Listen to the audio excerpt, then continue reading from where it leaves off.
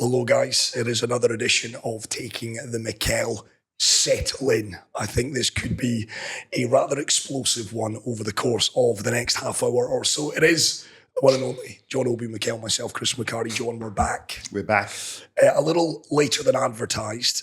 We are recording this edition of Taking the Mikel the morning after the night before. We've got an awful lot to get to, John. We'll get to the African Cup of Nations very quickly, though. Chelsea back to winning ways. 4 goals, 4 different goal scorers, a clean sheet. All is well in the world. All is well in the world. I mean, but for now. Listen, for now, yes, great performance. I thought a win we needed. Much needed. But good to be back on the winning ways again. I think the players will get a lot of confidence from this. I think just to release a little bit of pressure in around the place as well. Not just the players, for the manager as well. So for me, I think it's a much needed win. Hopefully, we continue this way. But again, no disrespect to Southampton, but they are where they are. They're leaking in goals. They're bottom of the table. So for us, a win is a win still. Match on.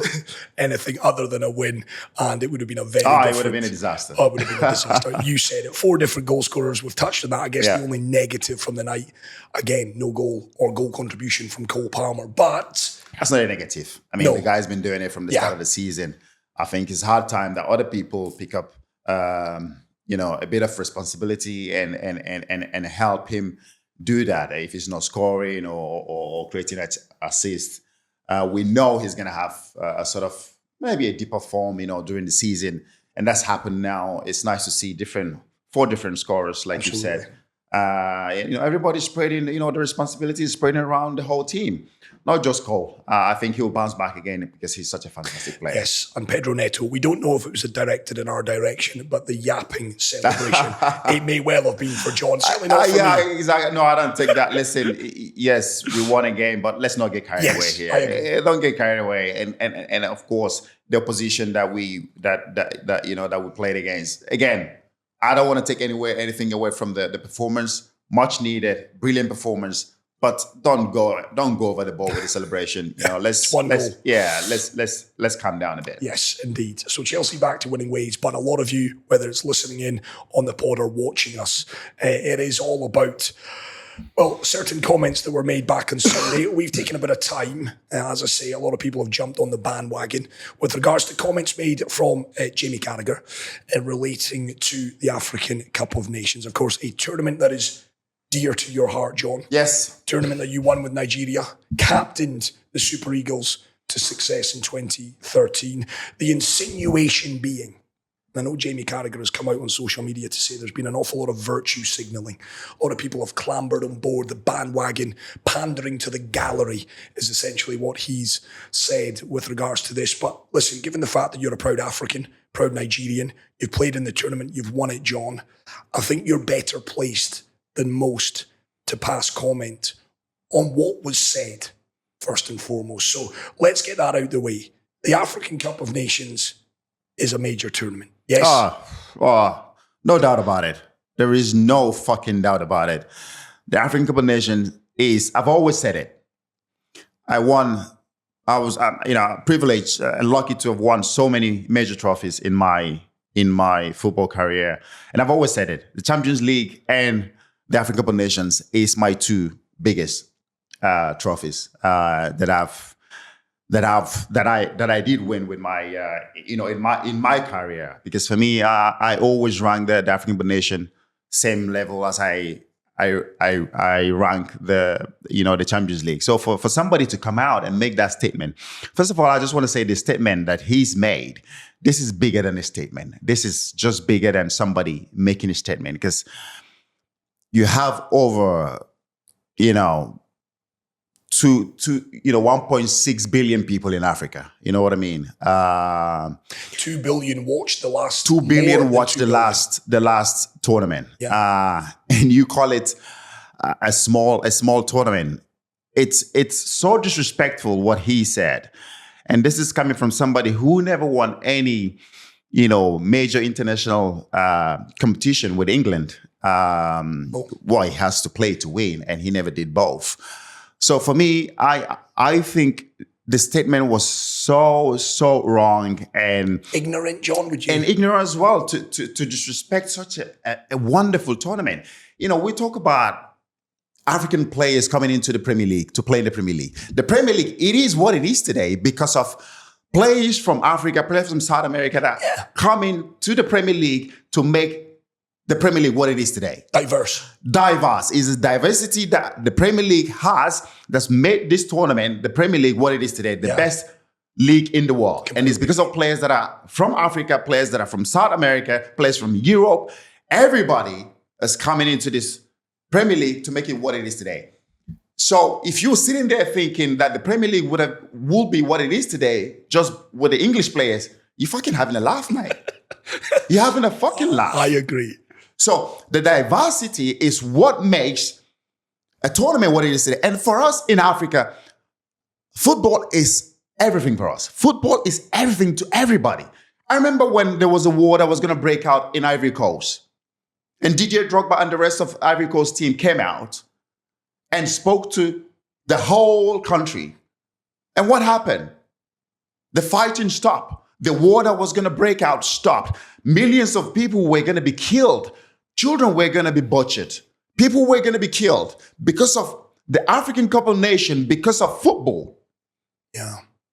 Didier Drogba and the rest of the team came out, made a statement, and the war stopped. Just for everybody to come together and support and watch Ivory Coast play in the African Cup of Nations. And you sit there with your mouth in the biggest platform, in the biggest organization in the world, on TV, everybody watching you, and you sit there with your mouth and just discredit such a tournament. For me, that is an absolutely something wrong. His statement is so wrong. And I hope that he will come out and make a massive apology because he owes people around the world an apology. It's interesting. He does. John, you and I spoke before recording this podcast, and one thing that really kind of got under your skin, I don't want to put words in your mouth, but fair play and credit to Mika Richards and Daniel Sturridge for saying, hold on a second, Jamie. It's an open discourse. They jumped in and say, I just want to temper what you've said there. The African Cup of Nations is a major tournament. It is a major tournament. And it was exactly. So for me, the biggest thing is that, when somebody's sitting there, and he says something wrong, he's talking and he says something wrong, and you have two guys sitting there, by the way, two fantastic footballers sitting there and trying to correct you. And the smirk on his face, the arrogant fucking smirk on his face to dismiss, give me a minute, it's shit anyways, African Cup of Nations. That smirk on his face is what tipped me off. It's what absolutely tipped me off. And you have other people coming out to try to correct you, and you coming out and attacking everybody else and keep, discrediting this wonderful, wonderful tournament. I'm lucky enough to win the African Cup of Nations. I know the blood and tears we shared to be able to win the African Cup of Nations. If you ask a player like Didier Drogba today, did not, fantastic player, fantastic team with Ivory Coast, did not get to win the African tournament. It's one of the most difficult tournament to win. And to be able to do it with your national team is absolutely fantastic. And for somebody to come out and say that, somebody who never won anything with England, to come out and make such statement. This guy says so many things on TV. Never won the Premier League, analyzes teams and tell them, they have to win the Premier League, but you haven't won it. Yeah. You don't know what it takes to win the fucking Premier League. You don't know what it takes to win, with your national team. You can't discredit such a wonderful, wonderful tournament that, people in Africa die for the African Cup of Nations. Children, kids grow up watching their idols, watching their country, supporting their country. Because the African Cup of Nations is what inspires them. The next generation, the influx of African players coming into the Premier League, coming to Europe to play, is because of they grew up watching the African Cup of Nations. I could be wrong on this, John, and I'm speaking very much to Jamie now.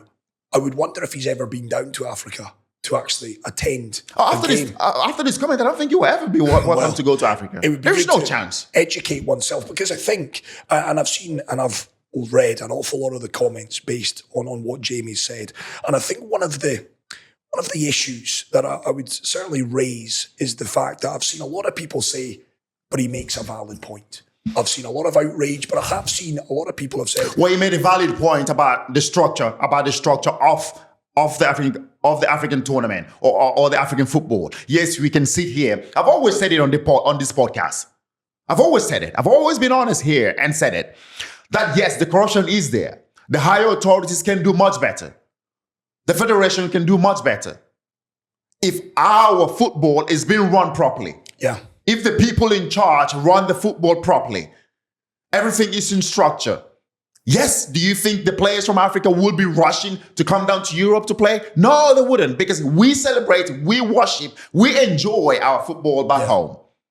But the physicality, the power, the speed, the flair that we have in our game that we bring to the Premier League. The players like Jojo Kocha that everybody tune in to watch. The skills that he brought to the Premier League. DJ Drogba, the power, the power, the goal scoring. Michael Essien, the power. What a player. George Weah, Yaya Toure. Unreal. Our generation, what we helped to grow the Premier League. You know, the influx of players that helped build Chelsea Football Club, which is one of the biggest clubs right now in the Premier League. The African players we had back in our days. Yeah. Jeremy as well. Jeremy Zeta. You can't sit there and discredit such a massive tournament. I have always said it. So you're telling me that the Euros is way bigger because he's the Euros. But it's and this is the point I want to get to. It is seen as bigger to Europeans because it is you gotta expand your horizons.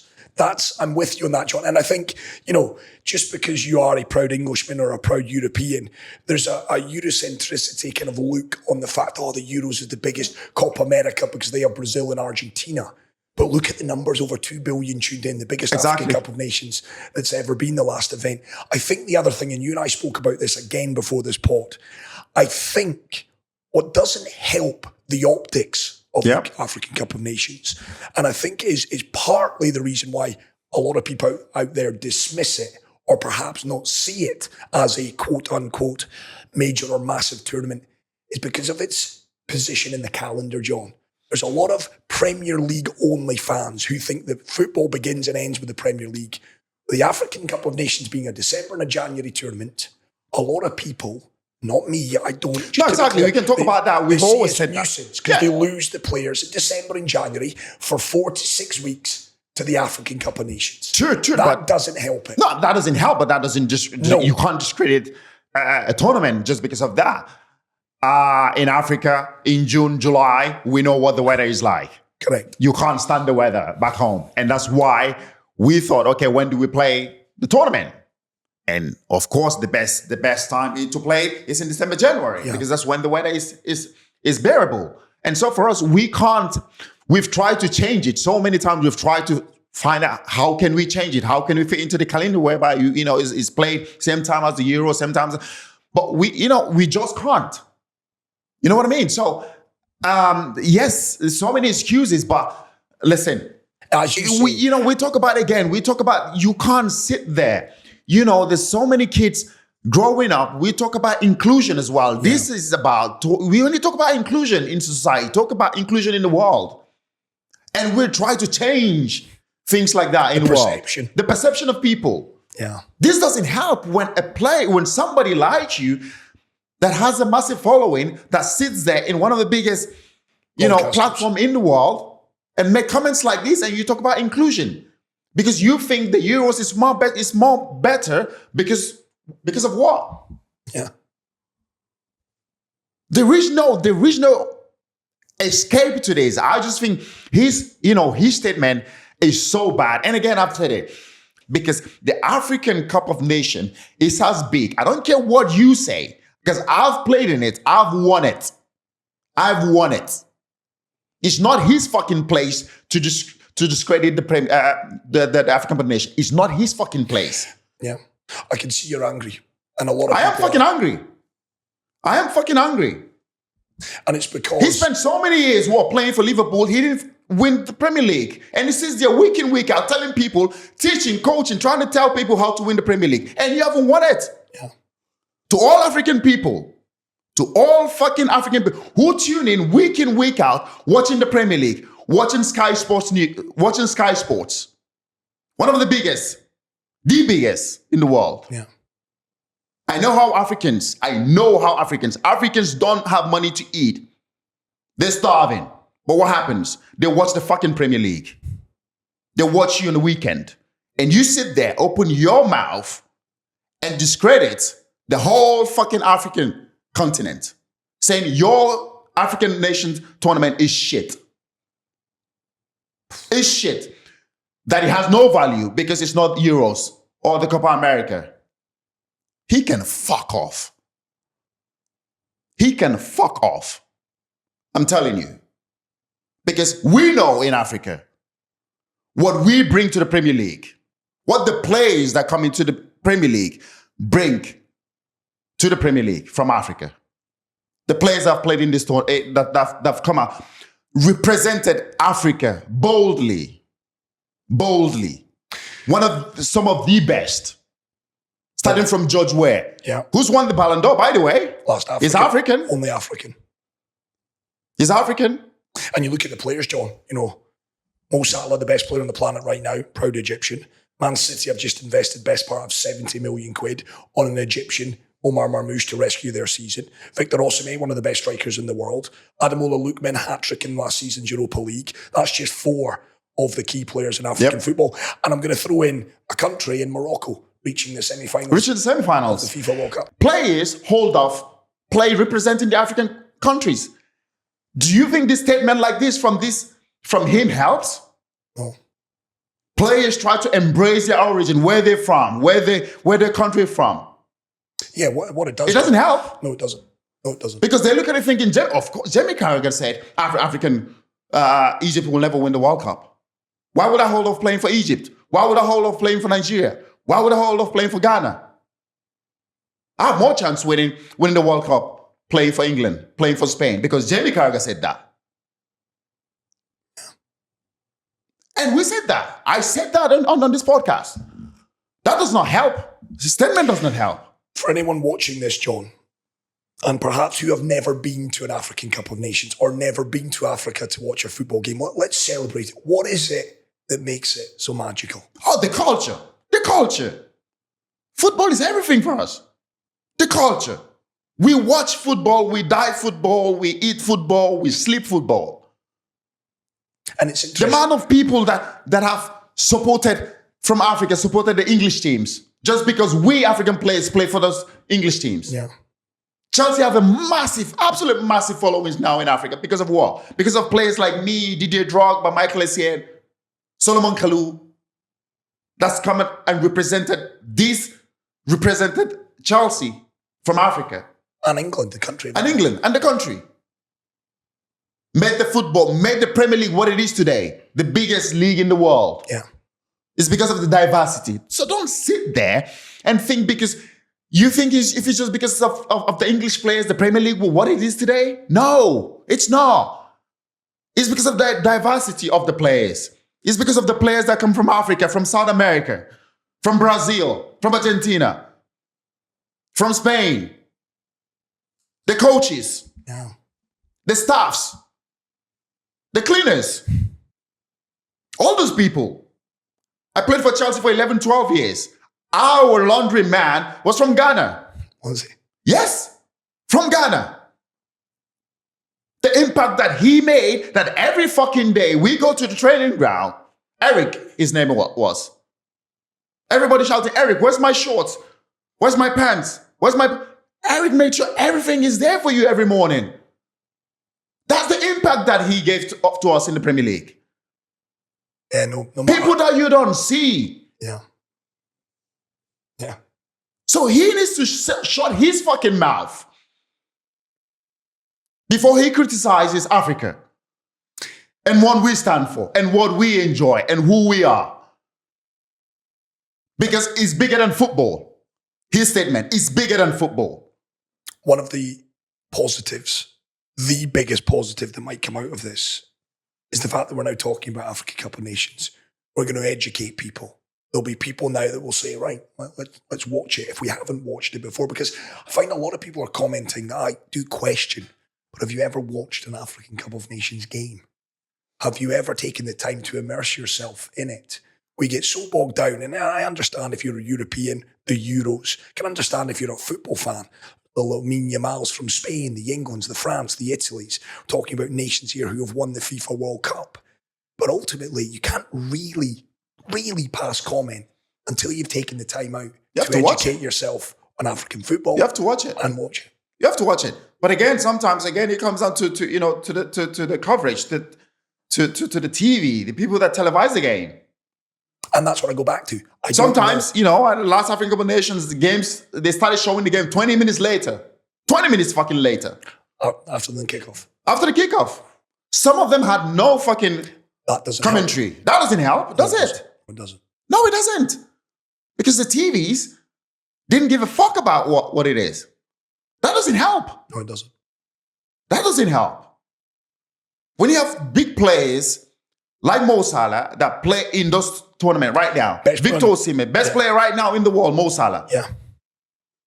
That play in those tournaments, that represent Egypt, represent the African route. Comments like this don't help. When we talk about players embracing the African route, embracing who they are, the inclusion that we're trying to create all around the world, not just in football. And you sit there discrediting all the continents tournament, saying, it's not as good as yours. Who the fuck are you? It's not as good as yours. Who the fuck are you to speak? Yeah, if you won the Euros with England, I might understand that.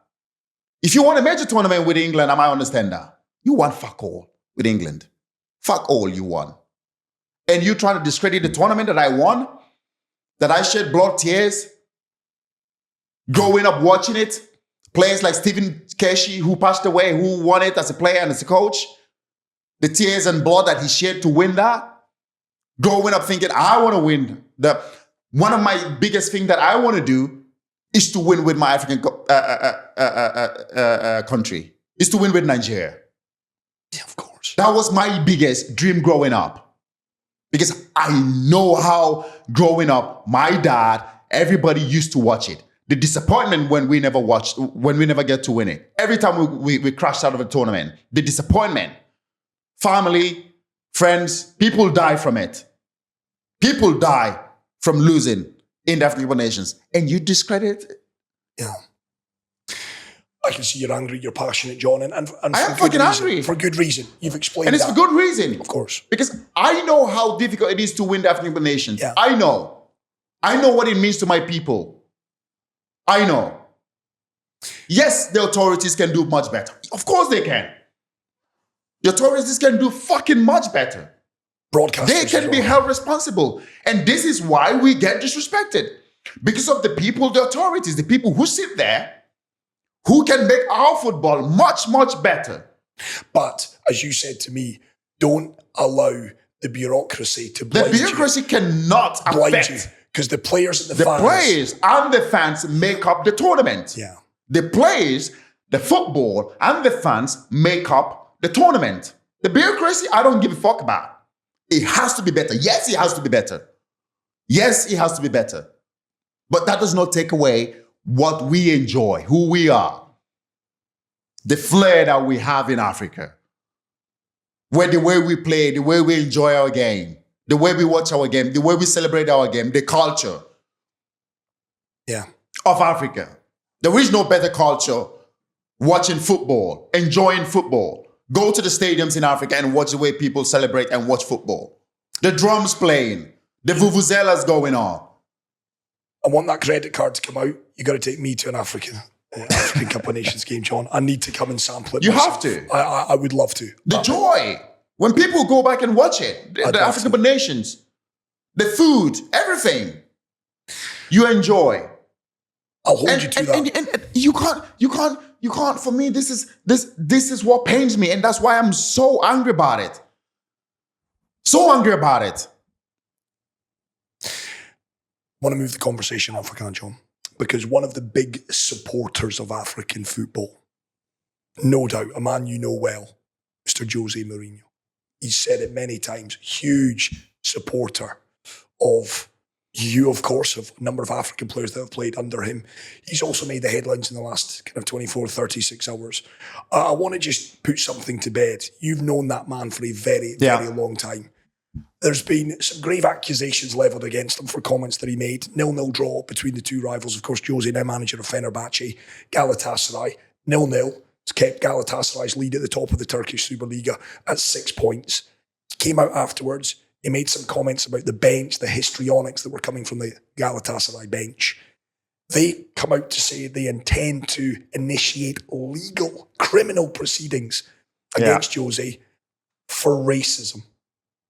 Now, let's just put this to bed, John. Jose Mourinho is not a racist. Listen, first of all, the politics in Turkish football is something that I don't want to get involved. Everybody knows the politics in football in Turkey it's crazy. It's crazy. The bureaucracy is something you don't want to. It's out of this world. Out of this world. And for them to label, our African dad, as we call him, as everybody knows, a racist, for me, that's a fucking joke. That's a fucking joke. Not Jose Mourinho, not somebody that I know really, really well. Somebody that we all know really, really well.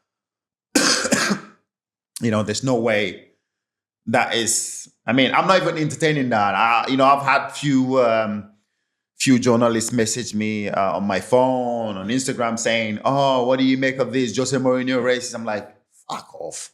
Fuck off. This is politics this is politics in football in Turkey. And Jose Mourinho is somebody that loves everybody, not just Africa. I don't want to say this and make it race. He loves every fucking body. He is nice to everybody. He doesn't care about where you're from. He doesn't care about your color. He doesn't care about who you are. Religion. The religion, nothing. Nothing. As a beautiful, beautiful human being you can ever meet. The straightforward human being you can ever meet in your life. Says it as it is. Somebody who gave me my debut, who brought me to the football club, Didier Drogba, Michael Essien, loved us as his own children. Yeah. So for me, this comment, this situation, I don't even want to get into it because it's baseless. It's something that I don't want to waste my time on. Good, but it was important. It was important we talk about it, yes. Because they are grave accusations. Because they're trying to crucify him in Turkey. Because he's trying to expose the politics in football. Yeah. Jose will always says it as it is. You can never shut him up. When he sees injustice, he says it. And he's been saying it since he's moved to Fenerbahce. He's been saying it. And of course, the authorities don't fucking like it. No. Because he says it as it is. So now they're trying to label him a racist. Really? Come on. Yeah. Come on. I knew that would be the case. And as soon as I saw that, having spent a bit of time, obviously not nowhere near as much time as you, it was like... It's laughable even when I had it. It's laughable. Yeah. When I have journalists texting me, calling me, I'm like, what are you doing? You're wasting your time. But now I don't know what has happened. I didn't see what has happened.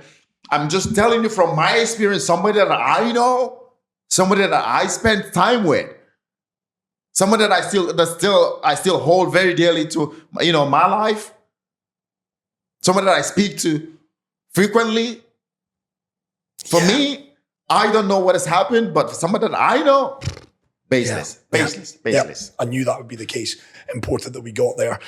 Perhaps the use of the word that he used, not in the context that it was. It could have been maybe said a little bit better, but in the heat of the moment.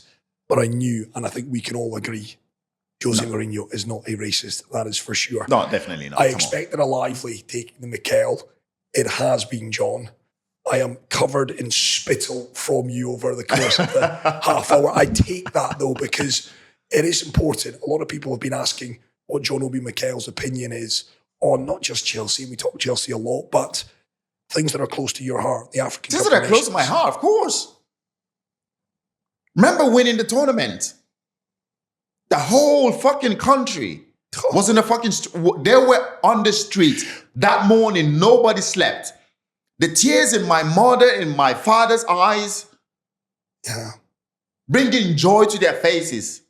What's the population of Nigeria? 300 million? About 200 something million. Close to 300 million. Everybody was on the street that day, celebrating. Joy, happiness. Whatever it was that was going on back then was gone. Wiped off the fucking ad because we won the African Cup of Nations. It's again for the kids, our kids growing up, our young generation that wants, they're inspired to come and play in the Premier League, inspired to play in the African Cup of Nations. I don't want them to grow up and see this and listen to this and thinking the tournament that they want to participate in it is shit. That somebody sat there and say it's worthless. It's not worth as big as the Euros. Why? Why is that? Because you call it the Euros and you call us African Cup of Nations? Fuck that. Oh, it's been emotional, John, this episode. It really has. Thank you for being so candid. As I always say to you, it's the reason that I enjoy doing the podcast with you. There'll be a lot of people that will have a view on this. Of course, you can comment below if you're watching us on YouTube. You can pop along to our social medias at obionepodcast as well. We'd love to hear your own views on it. Conscious as well, it's a busy week for us, John. Yep. We're recording this episode on the Wednesday, the morning after the night before Chelsea's 4-0 win over Southampton. Season 3 of the Obi-Wan podcast made possible by BetWinner, officially launching Thursday, February 27th, and we're launching it with a good friend of yours, Ryan Babel. Yes. Former Liverpool, a man that played down in Turkey with both Galatasaray and Besiktas. Yeah. Lovely guy. Lovely guy. Yeah, lovely guy. A guy who's also moved down here, lives now in Dubai. Proper family man as well. Yeah, proper family man. And there was a lot in there. I mean, he poured his heart out on the pod and said so many things that nobody really knew about him. But you have to tune in and watch that because that's special, something special. Thursday, February 27th. Big names aplenty coming on season 3. Why would there not be on the Obi-Wan podcast made possible by BetWinner? So Ryan Babel, that's our first episode. Do subscribe to us. You can do that across all your usual podcast platforms. Do give us a follow and a subscription on our YouTube channel. We're up to about 136,000 on there, which we do appreciate massively. You can follow us across social media. This man never shies away from the tough conversations, never shies away from giving an opinion or two. And as I say, some of the biggest names in football will be on the Obi-Wan podcast, made possible by BetWinner moving forward. John, thank you so much. As always. We'll be back soon. Chelsea up and running. African Cup of Nations. If you missed it, it's a massive tournament.